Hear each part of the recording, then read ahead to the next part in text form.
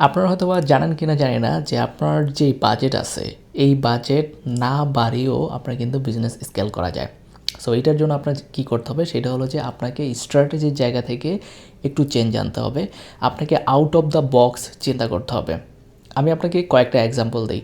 ধরেন আপনি add run করছেন এবং একটা অ্যাডে আপনি যখন কোনো অর্ডার প্রসেস করেন সেখানে আপনার $2 বা $1.5 বা $1 খরচ হয়।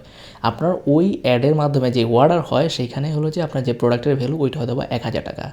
কিন্তু আপনি যদি এই 1,000 টাকার প্রোডাক্ট বিক্রি করার জায়গায় আপনি যদি এখানে একটা বান্ডেল বিক্রি করেন 2,000 টাকা, তাহলে দেখা যায় যে আপনার সেম অ্যাডভার্টাইজিং কস্ট কিন্তু আপনার সেল বেড়ে গেছে।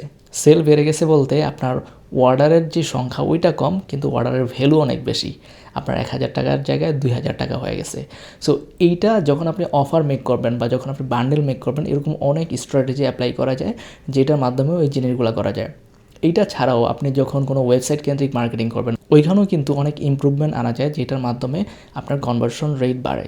এটা ছাড়া আপনার কন্টেন্ট স্ট্র্যাটেজির জায়গা থেকে আপনি অনেক চেঞ্জ আনতে পারেন। সো এরকম অনেক জিনিস আছে যেটা আপনি যখন চেঞ্জ জানেন তখন কিন্তু আপনার অ্যাডভার্টাইজিং কস্ট সেম থাকবে, কিন্তু আলটিমেটলি আপনার কিন্তু সেল বাড়বে বা বিজনেস অনেক গ্রো হবে। সো আপনি যখন বিজনেস স্টার্ট করেন বা বিজনেস যখন রানিং, এই জায়গাগুলোতেও আপনি যখন এফোর্ট দেওয়া শুরু করবেন আপনার কিন্তু সেম বাজেটে আপনার কিন্তু সেল বাড়বে বা আপনার কোম্পানি গ্রো করবে অনেক বেশি।